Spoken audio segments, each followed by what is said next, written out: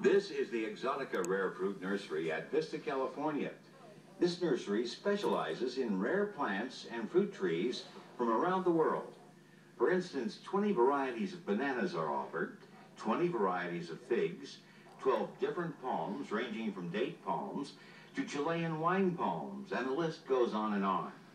Most of us in America are familiar only with one of the more common bananas imported into this country. It's called the Cavendish.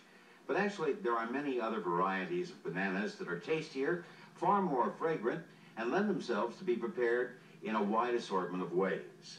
The two partners in this enterprise have unusual backgrounds.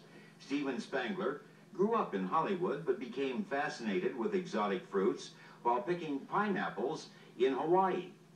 The other partner, Jessica Leaf, whose background was in drama and art, was a student at Emerson College in England in pedagogical eurythmy when she became involved as a volunteer in the Rural Development Program for Third World students. She later met Stephen when she returned to California to teach. Her involvement in agriculture with Third World students led her to join into this partnership. The pair has developed a dedicated following in their effort to produce these exotic fruits organically. We asked Steve what led him to seek the seeds of some of the world's most exotic fruits. Well, originally, it's about 15 years ago, I lived in Hawaii, and I just camped out on the beaches, and I lived near a Filipino camp, and from there I had a chance to be introduced to unusual things like jackfruit and mangoes and soursops. So that kind of sparked my interest in tropical fruit, working with the pineapple pickers there. I decided from that is to start a seed company and make these seeds available to people in California, here in LA. At the time I was living in Hollywood, and also mail order for people back east. Because a certain group of these plants make ideal container plants, like the strawberry guavas, for example, or passion fruit, or even papayas, and even some of the dwarf bananas can fruit indoors.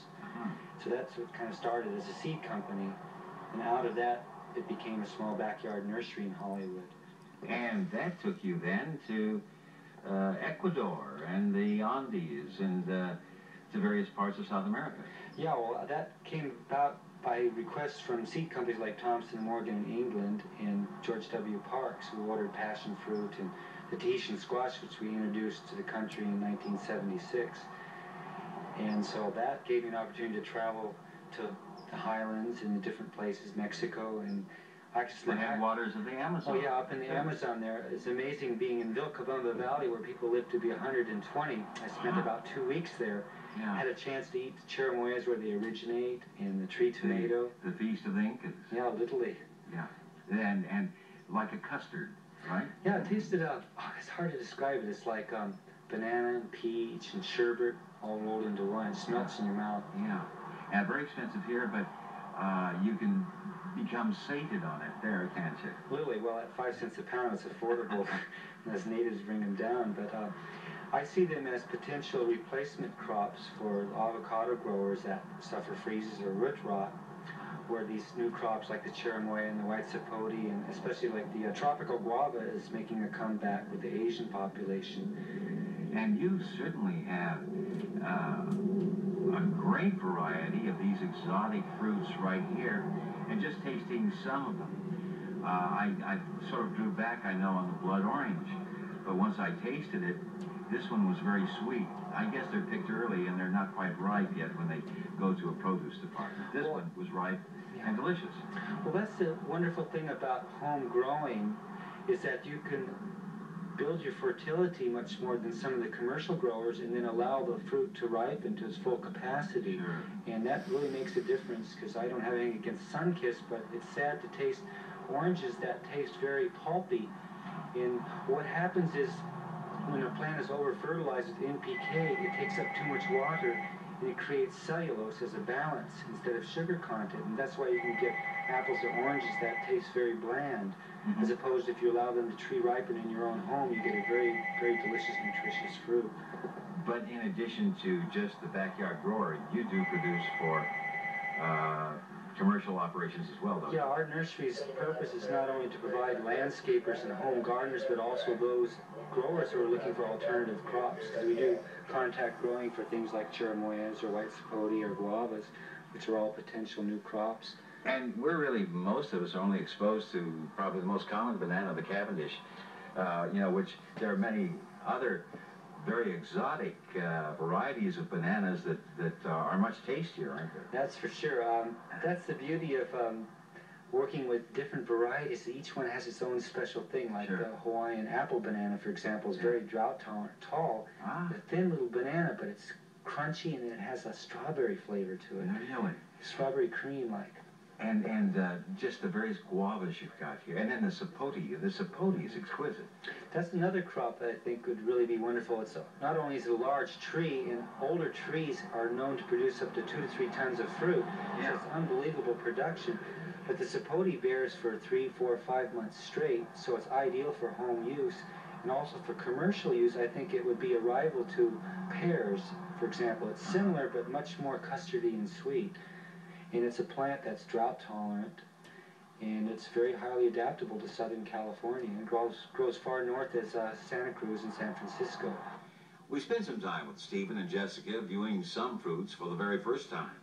We tasted the cherimoya, prized fruit of the Inca, a sapote with a custard-like substance and unforgettable flavor, and there was one variety of mango with an exquisite taste. Actually, many of us here in California are not even aware of the existence of these fruits. Jessica, whose background is in the stage and performing arts, talked about the way she had become involved in agriculture. The teaching program which taught the Chadwickian and biodynamic methods of agriculture. Students came from Africa and South America to learn the double digging and French intensive biodynamic agriculture. And so starting from the ground up of fertilizing, getting the soil into a fertile state. That was really the foundation. Is it easier to do that than to get mines into a fertile state? I'm not sure. They seem to go together. What then evolved? You met Steve, you became partners here, and you offer one of the biggest variety of exotic plants I've ever encountered, with the 20 varieties of bananas, some 20 varieties of figs, I believe. Yes. And it goes on. Tropical cherries, sapotes, yes. mangoes. For instance, Stephen showed me a tree that could be a viable part of agriculture here, a cherry tree.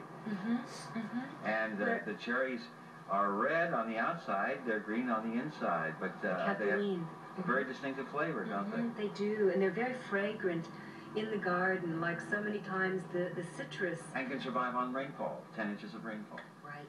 Yeah. Right. So, was this an inspiration for you?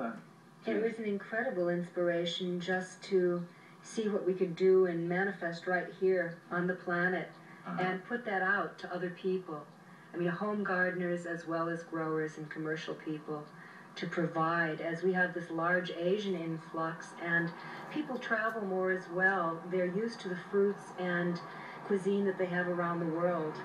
And so part of our fruit tastings and our program is to educate people, make these things available, and also landscape and make living extensions of people's homes through their gardens with these fragrant, many of the fruiting things have very fragrant flowers, and they're just... And what other objectives do you see being accomplished?